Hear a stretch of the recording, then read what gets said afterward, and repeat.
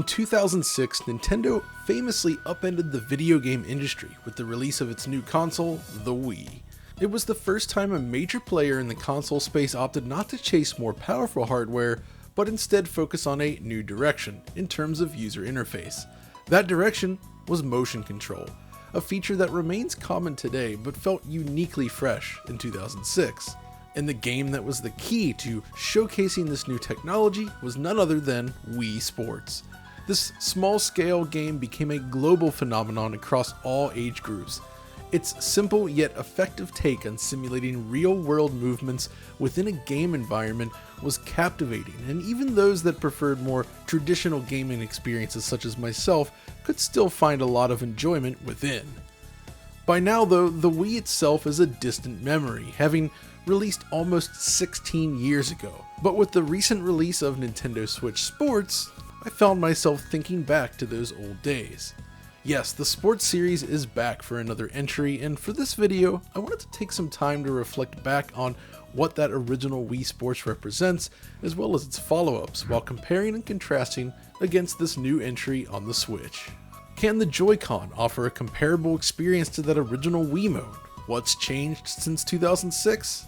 Let's find out.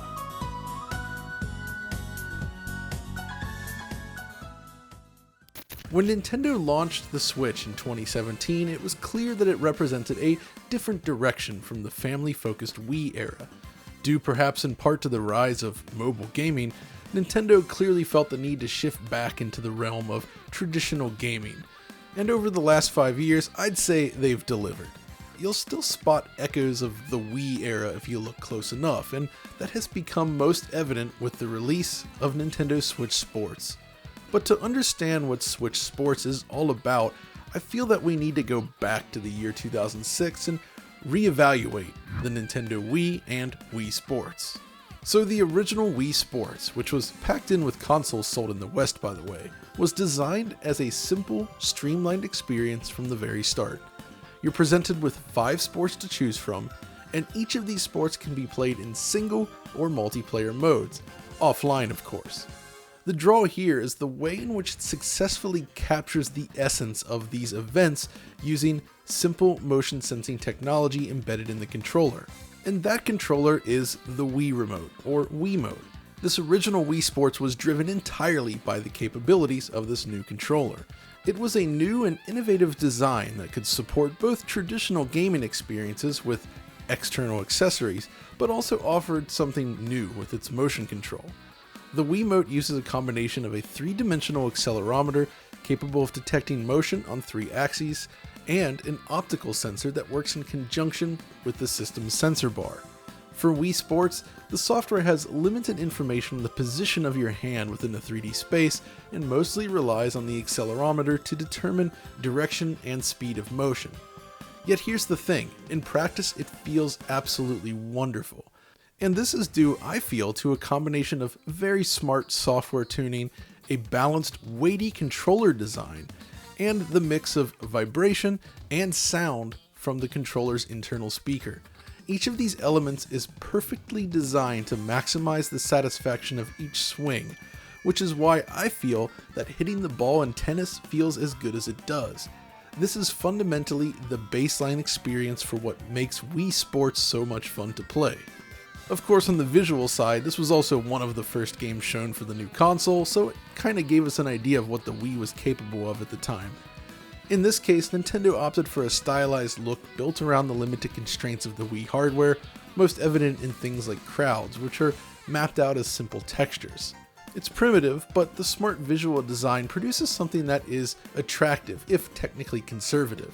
It runs at 60 frames per second, and can support 480p, though remember, the Wii did not ship with a component cable, it only shipped with composite, meaning that 480i was the default.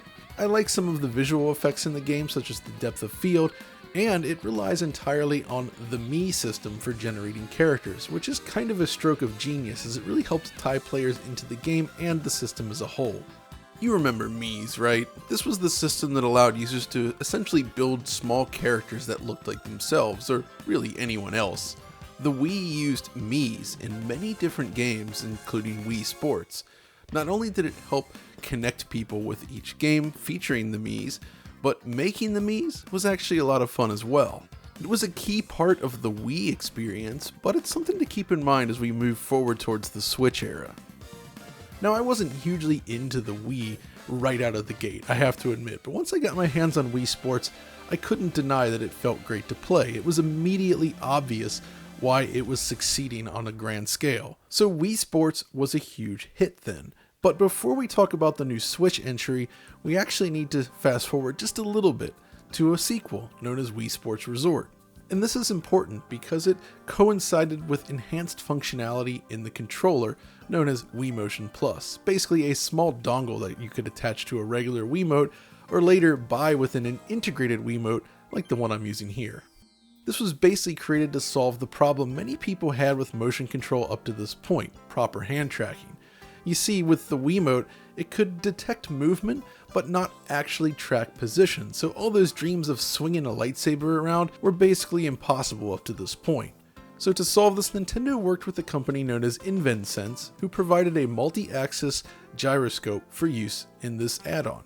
Now the position of the Wiimote could be tracked in a 3D space. The concept of swinging a sword and having it match your hand movements became a reality, and Wii Sports Resort became one of the showcases of this technology, even going so far as to include the Motion Plus sensor right in the box. This was obviously the big innovation, but Resort did include 12 different games this time, with unique variations within each one. It's an impressive package with a great vibe that offers a lot more content than the original Wii Sports, but honestly, it never felt quite as immediate or appealing as the original Wii Sports, as many of the games kind of feel like tech demos.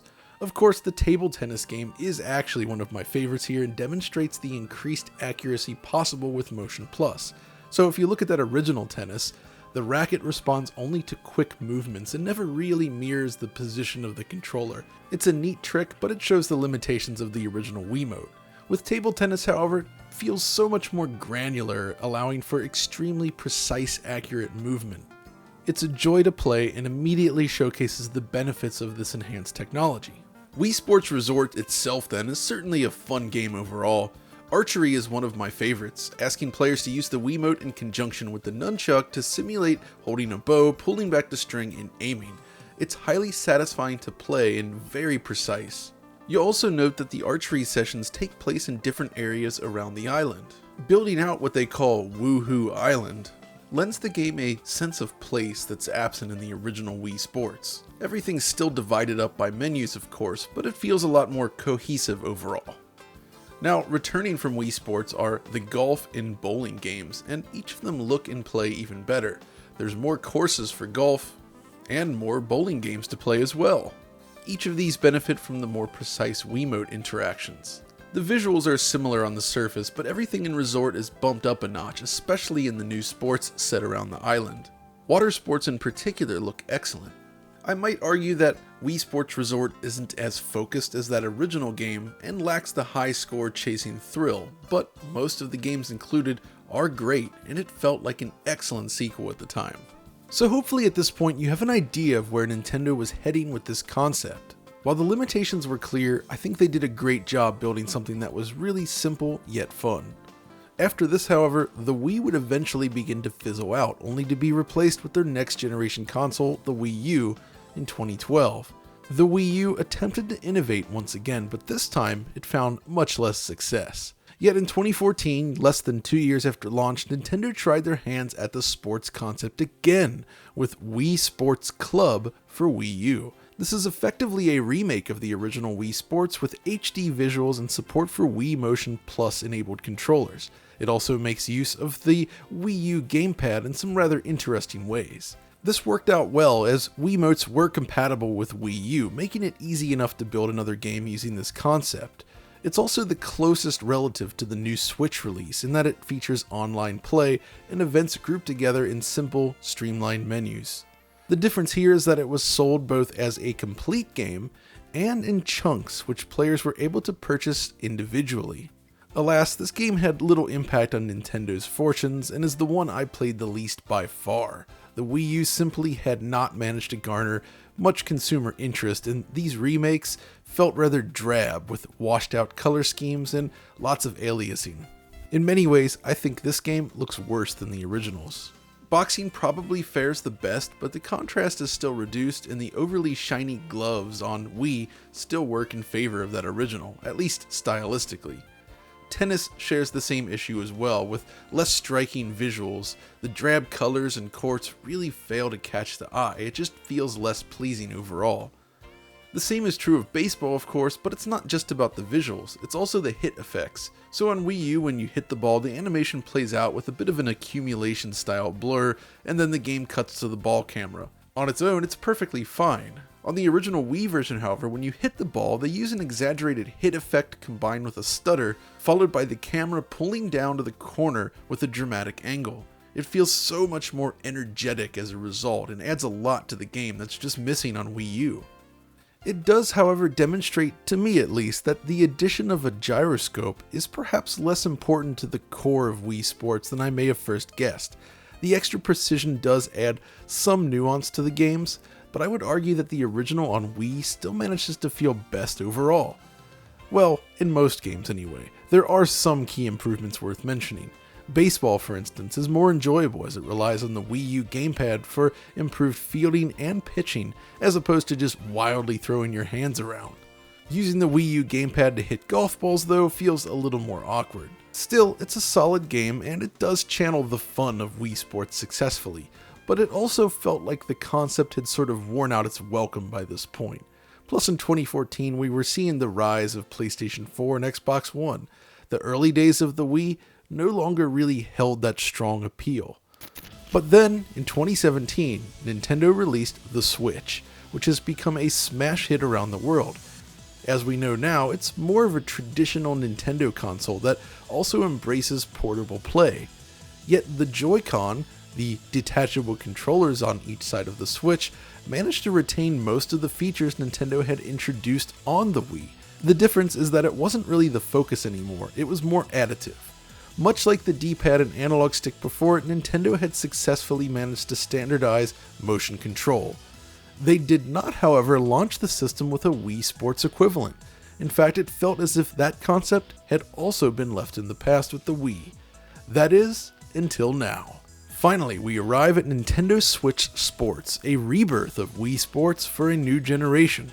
And in approaching this game, I had several questions. Firstly, does the concept still hold up in 2022? Secondly, with so many different models of the Switch on the market, is it even possible to play this game on something like a Switch Lite?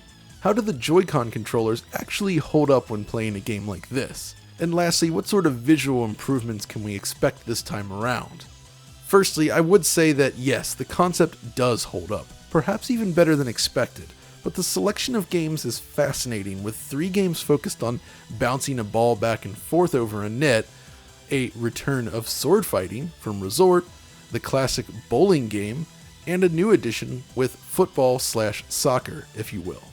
Now, the selection of games is fine by itself, but it feels a little more bare bones than I might have hoped, especially coming from Wii Sports Resort.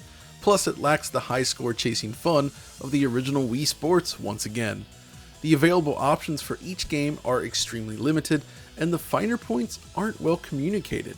But we'll discuss more of this in detail shortly. For now though, let's talk about the hardware situation. So there are multiple iterations of the Switch console available, of course, but Switch Sports is clearly designed to be played in TV mode. Yet it does support portable play, if you want, to some extent. And this is key if you're using something like a Switch Lite. You cannot use the built-in controls at all. And that makes sense, right? You wouldn't want to swing your Lite around, but I wanted to raise this issue just to make sure it's clear to Switch Lite owners, since it does not come bundled with Joy-Con. So to play it, you will need to pair Joy-Con with your system, and if you are using a Lite, keep in mind that that system also lacks the kickstand feature, meaning you'd need to play it lying flat on the table. So while it is technically possible to play the game this way, I don't really recommend it. If you do end up playing in portable mode though, it is worth noting that you can only engage in single player or online mode. The same system, split-screen multiplayer, is not available in handheld. I am wondering, however, if this is less due to the form factor and more the result of the split-screen mode requiring more horsepower. Multiplayer mode relies entirely on this feature, and it is possible that it may not have been feasible to retain 60 frames per second in portable mode while doing so. That's just a guess, however. But what about the Joy-Con themselves then? Technically, they're just about as full-functioned as the Wiimote with Motion Plus. However, while it does play well overall, there are some things to consider. Firstly, the size of the Joy-Con means that games like tennis never really feel quite as satisfying to play. The shape and weight of the Wiimote makes it a great analog for a tennis racket. The Joy-Con just don't offer quite the same satisfaction, though it's still adequate enough. Secondly, depending on the distance from my Switch, I found that there were sometimes connectivity issues. In some cases, the Joy-Con would disconnect completely mid-game. In other cases, as seen in bowling here if you watch my arms, the motion felt jerky, not matching my hand, as if it were encountering interference on the way to the Switch. Of course, this room is packed with electronics, so that might be causing the interference, but it's worth keeping in mind that this could pop up. With those caveats out of the way, however, the overall experience is generally positive, and it does successfully capture that experience of Wii Sports. The new game allows for some new options too. The football game, for instance, has different modes of play. The main modes rely on analog stick input and right stick camera control like a traditional game, while relying on motion control to kick the ball. It's almost like a slower paced Rocket League in some ways, but it's surprisingly fun and satisfying. I was a little surprised to see analog stick control in a sports title, to be honest. I don't think we would have seen anything like this during the Wii era. There's another mode involving shooting goals, however, and this asks you to use the leg strap, which I believe is included in the retail version of Switch Sports or with Ring Fit Adventure. You place the left Joy-Con in the strap and now it responds to your kicks. It's fun enough that I kinda wish it had been expanded upon. In other modes though, I did feel that perhaps the game was tuned in such a way to feel less satisfying. Bowling, for instance, on the original Wii, requires a surprising amount of nuance in how you fling the controller, but on Switch, I found it far too easy to get a strike or a spare. It never felt as if it needed the same level of precision, despite the controller itself being a lot more precise. Furthermore, in past Wii Sports titles, you would let go of the B button on the underside of the Wiimote while rolling the ball down the lane. It felt natural, I think, but on Switch, the option is removed. You're now forced to leave your finger on the trigger the entire time, which feels awkward. I'd imagine this was done to minimize the chance of people throwing their Joy-Con at their TV. Still, overall, when you consider that the Switch Joy-Con weren't really specifically designed for playing games like Wii Sports, it actually works really well.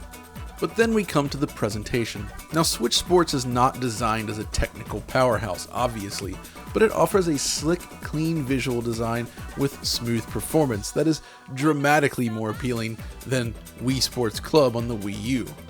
So first, the basics. As noted, I feel the visual quality is a big step up over Wii U, and that is due in part to aiming for a completely different visual style.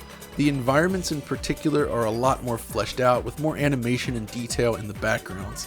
It takes advantage of the hardware in a way that Wii Sports Club does not.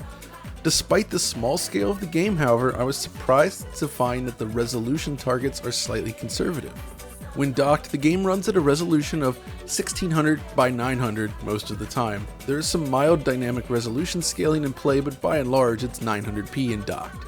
In portable mode, however, it's far more variable, ranging from an upper point of 720p native down to 576p or so depending on what's happening. It tends to look best during actual gameplay, which is great, with bouts of lower resolution appearing during replays or pre-match flyovers.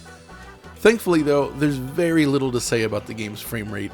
During gameplay and replays alike, it's 60 frames per second and extremely stable, even in two-player split-screen mode. Weirdly, the menus do sometimes update at a lower frame rate for some reason, but the game itself is always 60. Same is true of portable mode, by the way, though portable does not allow for split-screen mode as noted earlier, so it has an advantage there. Honestly, the evolution in visual style is interesting and represents the first shift in the sports franchise that we've seen yet.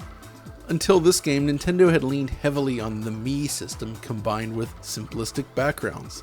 Switch Sports delivers something that almost feels like a cross between, say, Splatoon and Kinect-era Xbox avatars. And speaking of the new avatar system, it's also somewhat of a letdown. Mii's allowed for endless customization, but the avatar system here is extremely limited with just a handful of face types to choose from, while leaning on an unlockable accessory system to enhance your character. Curiously, you can still create a Mii on your Switch and use the Mii head within Switch Sports. There is a style clash when doing so, I might argue, but at least it's an option. Now, when compared to prior entries, it's not such a cut and dried difference visually. Due to the shift in style, it's almost more a matter of preference of which game looks best, but it is clear that the Switch game is pushing color and detail in a way that the Wii U game never did. One surprising thing, however, is that the loading times are longer than every prior entry in the series. So check this out, on the original Wii, the time between menu and game is nearly instantaneous, almost like a cartridge-based system really. Yet on Switch, it does take a little longer to load. Now it's still pretty fast, mind you, but I was a little surprised by this extra delay, I have to admit. So yeah, that's pretty much the state of Switch Sports in its current form. After spending more time with it, my thoughts are somewhat mixed. So on one hand, the basic concept remains as engaging now as it ever was. There's still something satisfying about hitting a ball back and forth via motion control. It's so simple on paper, but Nintendo's careful tuning helps create something that's a lot of fun to play. At the same time, I feel the single player aspect could have been fleshed out further. Compared to something like Wii Sports Resort, there just isn't nearly as much to do here unless you have friends over. This could have really used something like the adventure mode from Ring Fit Adventure, for instance. Of course, to counter this, there is the option to play online. You can play games against other opponents online, and it is a lot of fun, but due to the way the system is designed, it's not always easy to differentiate between a real person and an AI opponent. I feel this is likely due to the nature of this game, because outside of soccer, there's no actual input from the player via the analog stick in terms of player positioning.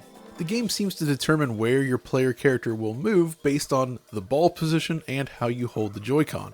Still, ultimately, Switch Sports is a good, but not necessarily amazing continuation of the Nintendo Sports legacy. It's a marked improvement over the Wii U entry at least, but it's lacking some key features. Yet the legacy cannot be denied. The release of Wii Sports was an important milestone for the game industry, whether you were into the idea or not. It built a new audience and would help shape future technologies in some way. While I can't say for certain, I would imagine that the success of the Wii helped influence the research and development of motion tracking solutions to be used with video games, eventually leading to things like full hand tracking for virtual reality. In that sense, I feel like motion control is in a good place now. It's no longer shoehorned into games as a gimmick. It's mostly used for very specific types of experiences in ways that actually make sense. So like many ideas before it, Nintendo was there at the ground level. But that's gonna do it for this video. It's a little different from a typical DF video to be sure, but I do hope you enjoyed this short tour of Nintendo Motion Sports history. If you did, be sure to let us know, and we'll see you next time.